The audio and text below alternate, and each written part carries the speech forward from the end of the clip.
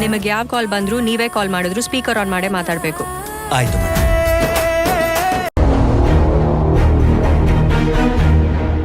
ನಮಸ್ಕಾರ ಸೂರ್ಯ ಅವರೇ. ಅರೆ ಮೇಷ್ಟ್ರೆ, ಯಾವಾಗ ಬಂದ್ರಿ? ಯಾಕೆ ನಿಂತ್ಕೊಂಡಿದ್ದೀರಾ? ಬನ್ನಿ ಕೂತ್ಕೊಳ್ಳಿ. ಪರವಾಗಿಲ್ಲ ಸೂರ್ಯ, ಈ ಕಾಲುಗಳಿಗೆ ನಿಂತ್ಕೊಂಡೇ ಅಭ್ಯಾಸ ಆಗೋಗ್ಬಿಟ್ಟಿದೆ.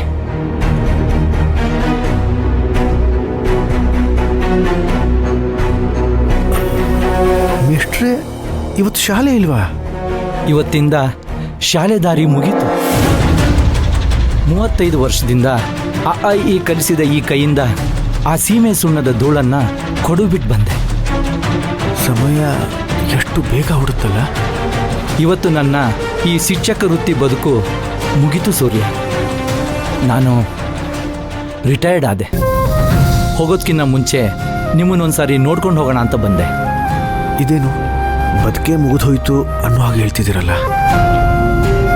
ಎಷ್ಟೋ ಜನಕ್ಕೆ ಬದುಕೋ ದಾರಿ ತೋರಿಸ್ಕೊಟ್ಟಿರೋರು ನೀವು. ಸೂರ್ಯ, ನೀವು ಮಾಡಿದ ಉಪಕಾರನ ನಾನು ಯಾವತ್ತೂ ಮರೆಯಲ್ಲ.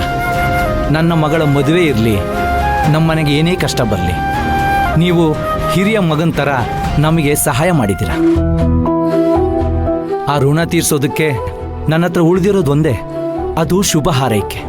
ನಿಮಗೆ ಒಳ್ಳೇದಾಗಲಿ ಸೂರ್ಯ. ಒಂದು ನಿಮಿಷ ಮೇಷ್ಟ್ರೆ.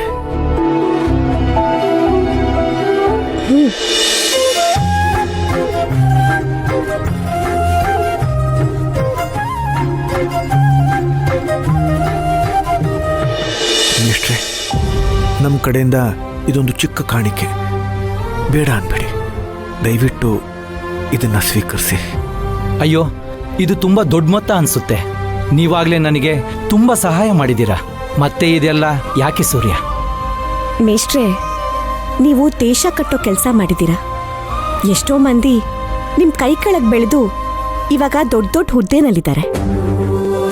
ಆದರೆ ನಿಮಗೆ ನಿವೃತ್ತಿ ಆದಮೇಲೆ ಸಿಗೋ ಗೌರವದ ಹಣ ಜೀವನ ನಡೆಸೋದಕ್ಕೆ ಮಾತ್ರ ಸಾಲುತ್ತೆ.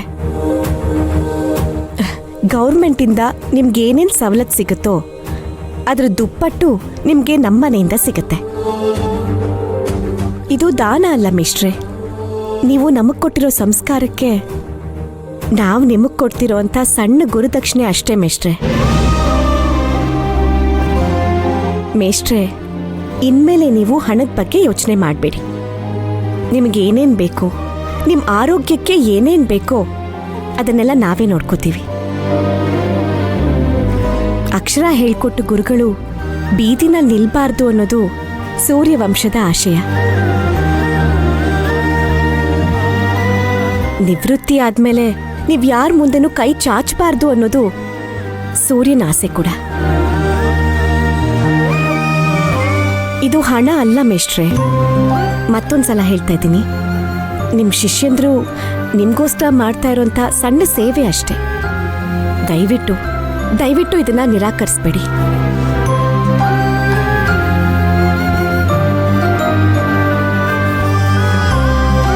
ಸೂರ್ಯ, ನಿಜವಾಗ್ಲೂ ಇವ್ರನ್ನ ನೀವು ಪಡೆಯೋದಕ್ಕೆ ತುಂಬ ಅದೃಷ್ಟ ಮಾಡಿದ್ದೀರಾ. ಬರೀ ಬಾಯಿ ಮಾತಲ್ಲೇ ಅಷ್ಟೇ ಅಲ್ಲ, ಬದುಕಲ್ಲೂ ಧರ್ಮವನ್ನು ಪಾಲಿಸೋ ಲಕ್ಷ್ಮಿಯವರು.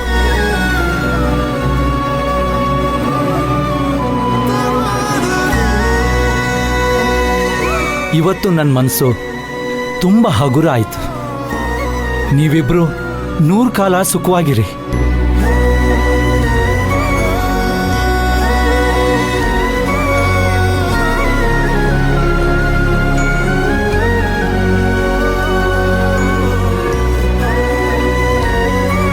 ಇಷ್ಟಾರ್ಥ ಪ್ರಾಪ್ತಿರಸ್ತು. ಈ ಸೂರ್ಯನ್ಗೆ ತಕ್ಕ ಜೋಡಿ ನಮ್ಮ ನೀನು, ಈ ಸೂರ್ಯವಂಶಕ್ಕೆ ತಕ್ಕ ಸೊಸೆ ನಮ್ಮ ನೀನು. ಎಲ್ಲ ಒಳ್ಳೇದಾಗ್ಲಮ್ಮ. ನಾನಿನ್ನ ಬರ್ತೀನಿ. ಆಯ್ತು.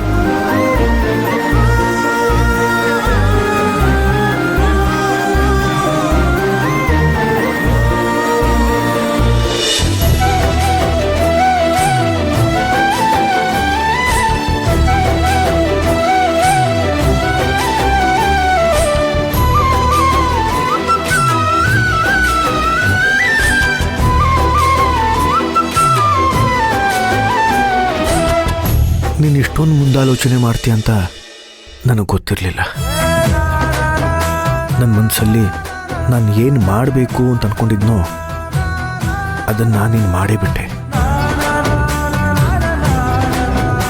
ಆ ಮೇಷ್ಟ್ರ ಕಣ್ಣಲ್ಲಿರೋ ತೃಪ್ತಿ ಇತ್ತಲ್ಲ, ಅದು 100 ದೇವಸ್ಥಾನ ಕಟ್ಸಿರೋಷ್ಟು ಪುಣ್ಯ. ಇವತ್ತು ನನಗೆ ಅನ್ನಿಸ್ತಿದೆ ನಾನಿನ್ನೂ ನಿನ್ನನ್ನು ಅರ್ಥನೇ ಮಾಡ್ಕೊಂಡಿಲ್ಲ ಅಂತ. ಸೂರ್ಯ, ಒಳ್ಳೆಯವ್ರನ್ನ ಗುರುತಿಸೋದು ಕೂಡ ಒಂದು ಪೂಜೆ ಇದ್ದ ಹಾಗೆ. ನೀನು ಅವ್ರಿಗೆ ಮಾಡಿರೋ ಉಪಕಾರಕ್ಕೆ ನಾನು ಬರೀ ಗೌರವದ ಸ್ಪರ್ಶ ಕೊಟ್ಟೆ ಅಷ್ಟೆ. ಮೇಲಾಗಿ ಪಾಠ ಹೇಳ್ಕೊಟ್ ಗುರು ಸಂತೋಷವಾಗಿದ್ರೇನೆ ಅದು ನಮಗ್ ಶ್ರೇಯಸ್ಸಲ್ವಾ? ನಿಜ. ಅನ್ನ ಕೊಡೋ ರೈತ ನೇಣು ಹಾಕೋಬಾರ್ದು. ವಿದ್ಯೆ ಕಲಿಸ್ಕೊಟ್ಟಿರೋ ಗುರು ಕಣ್ಣೀರು ಹಾಕಬಾರ್ದು. ಇವತ್ತು ನನ್ನ ಮನಸ್ಸಿಗೆ ತುಂಬ ಸಂತೋಷ ಆಗೋ ರೀತಿಯಲ್ಲಿ ನೀನು ನಡ್ಕೊಂಡಿದ್ಯಾ.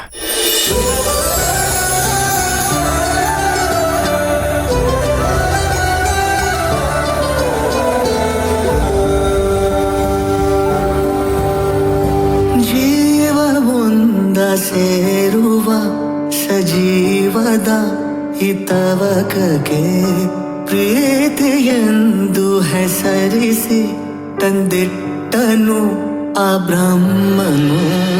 ಕೋಟಿ ಕೋಟಿ ವಿಷಯದಿ ಈ ವಿಷಯಕ್ಕೆ ಬೇಡಿಕೆ, ಯಾರು ಏನೇ ಅಂದರು ಇದೇನ ಜಗದ ವಾಡಿಕೆ. ಜೀವವೊಂದ ಸೇರುವ ಸಜೀವದ ಹಿತವಕಗೆ. ಇವತ್ತು ನನಗೆ ಅನ್ನಿಸ್ತಿದೆ ನಾನು ನಿನ್ನನ್ನು ಇನ್ನೂ ಸರಿಯಾಗಿ ಅರ್ಥನೇ ಮಾಡ್ಕೊಂಡಿಲ್ಲ ಅಂತ.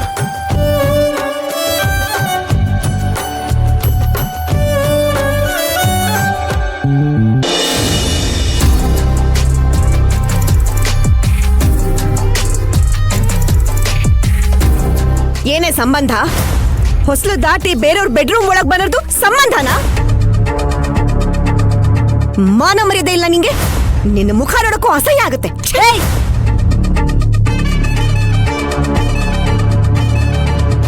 ಒಟ್ನಲ್ಲಿ ಇದು ನನ್ನ ಮನೆ, ನನ್ನ ಸಂಸಾರ. 3ನೇ ವ್ಯಕ್ತಿ ಇದ್ರಲ್ಲಿ ತಲೆ ಹಾಕೋದು ನನಗಿಷ್ಟ ಇಲ್ಲ. ಇದೆಲ್ಲ ಆಗ್ತಿರೋದು ನಿನ್ನಿಂದ ಕಣೆ, ಎಲ್ಲ ನಿನ್ನಿಂದ. ನಿನಗೆ ನೇರವಾಗಿ ಹೇಳಿದ್ರು ಅರ್ಥ ಆಗಲ್ಲ, ಹೀಗೆ ಬೈದು ಬುದ್ಧಿ ಹೇಳಿದ್ರು ನಿಂಗೆ ಅರ್ಥ ಆಗಲ್ವೇನೆ?